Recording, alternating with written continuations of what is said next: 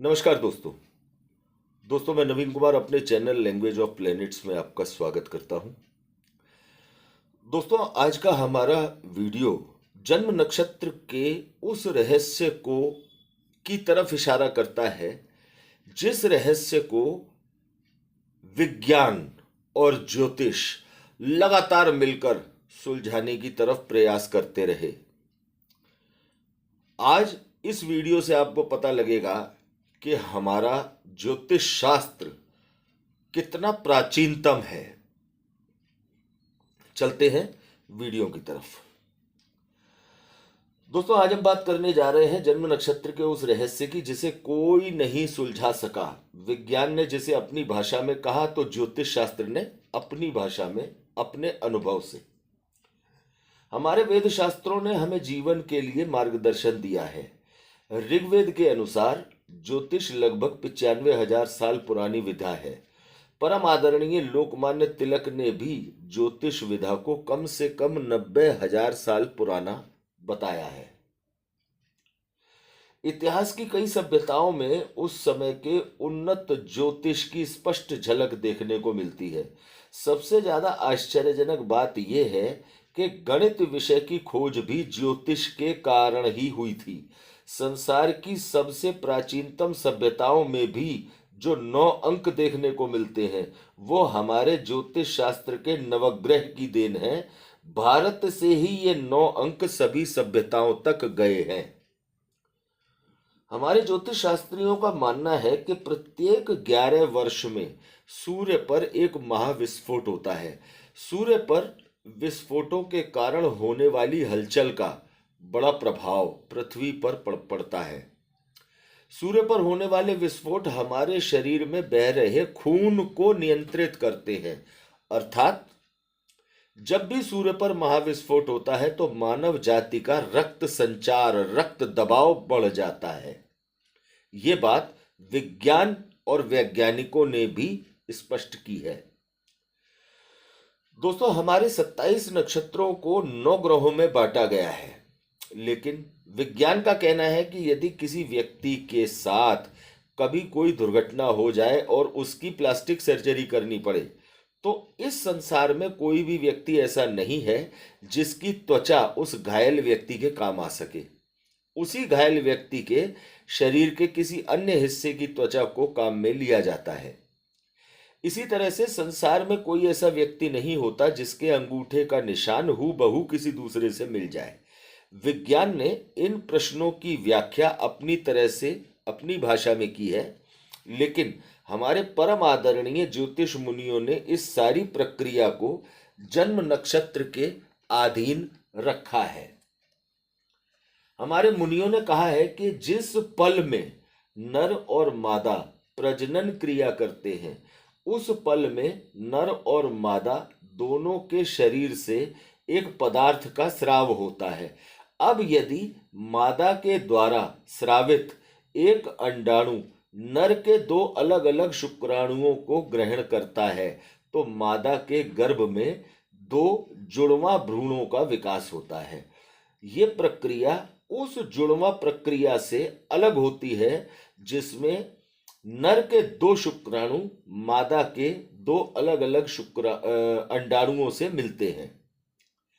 कहने को ये दोनों स्थितियां जुड़वा भ्रूण के विकसित होने की है, लेकिन पहली वाली प्रक्रिया में नर के 2 शुक्राणु मादा के 1 अंडाणु से एक ही समय में मिले तो उन दोनों के विकसित होने वाले भ्रूणों का जन्म नक्षत्र उस पल के अनुसार एक ही होगा। ये वो संसार के बेहद अनमोल जुड़वा भ्रूण होंगे जिनकी त्वचा भी जरूरत पड़ने पर एक दूसरे के काम आ जाएगी और इनके अंगूठे की छाप भी एक दूसरे के जैसी होगी। लेकिन दूसरी प्रक्रिया जिसमें के नर के 2 शुक्राणु मादा के 2 अंडाणुओं से क्षण या पल के अंतराल पर मिलते हैं, उनमें भी भ्रूण तो जुड़वा विकसित होते हैं, लेकिन दोनों का जन्म एक ही होता है। दोनों का जन्म नक्षत्र एक ही होता है, लेकिन उस नक्षत्र में दोनों के मिलने का पल अलग अलग होता है। तो अलग अलग पलों में शुक्राणु और अंडाणु के मिलने के कारण उन दोनों के जुड़वा होने के बावजूद भी एक दूसरे की त्वचा और अंगूठे का निशान अलग अलग होता है। ये सिर्फ कहने को ही जुड़वा होते हैं या केवल इनकी शक्ल मिलने का संयोग हो सकता है। किसी भी व्यक्ति का जन्म नक्षत्र उसके जन्म के बाद जन्म के समय की चंद्रमा की स्थिति के अनुसार तय किया जाता है। हमारे ज्योतिष मुनियों का तो ये भी कहना है कि किसी भी जातक के ऊपर जीवन भर उस नक्षत्र उस पल का प्रभाव 100% रहता है जब उसके पिता का शुक्राणु उसकी माता के अंडाणु से मिला था।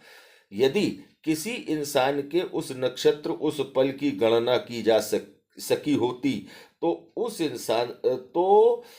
इंसान से जुड़ी पूरे जीवन की जानकारी को ठीक ठीक बताया जा सकता या इंसान के जीवन की प्रत्येक घटना की भविष्यवाणी की जा सकती।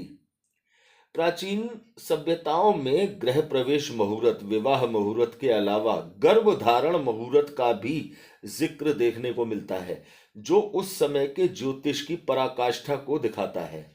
इस संसार में जितने भी लोग हैं उनका जन्म नक्षत्र तो एक हो सकता है, बहुत से लोगों का एक हो सकता है, किंतु नक्षत्र का वो एक पल कभी एक नहीं हो सकता। इसलिए लोगों की त्वचा और अंगूठे का निशान एक जैसा नहीं होता है। यदि ज्योतिष शास्त्र की समय समय पर उपेक्षा न की गई होती तो आज जातक के जन्म के नक्षत्र के उस पल की भी व्याख्या हमारे विद्वान कर चुके होते। यह है हमारे जन्म नक्षत्र की शक्ति और रहस्य, जो जातक के जीवन की रीढ़ है, जिससे आज तक हम सभी अनजान हैं और जिसे लेकर लगातार ज्योतिष के क्षेत्र में प्रयास चल रहे हैं कि किस तरह से उस नक्षत्र के उस पल का पता लगाया जा सके जिसमें इस जातक के भ्रूण का विकास हुआ था।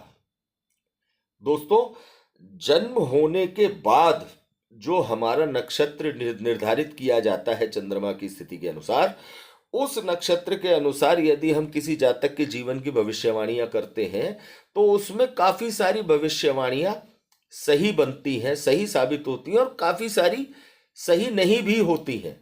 लेकिन हमारे ज्योतिष मुनियों के अनुसार, हमारे विद्वानों के अनुसार, यदि उस कैलकुलेशन को किया जा सकता जिस समय एक नर और मादा के मिलन के समय जो नक्षत्र था, जो पल था, गर्भधारण के समय का जो पल था, उस समय यदि उस समय की कैलकुलेशन की जा सके तो एक व्यक्ति के संपूर्ण जीवन का बहुत आसानी से चित्रण किया जा सकता है।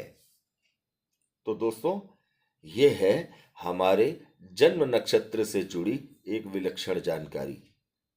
यदि ये जानकारी आपको अच्छी लगी हो तो ज़्यादा से ज़्यादा दोस्तों के साथ इसे शेयर कीजिएगा, लाइक कीजिएगा और चैनल को सब्सक्राइब कीजिएगा। धन्यवाद दोस्तों।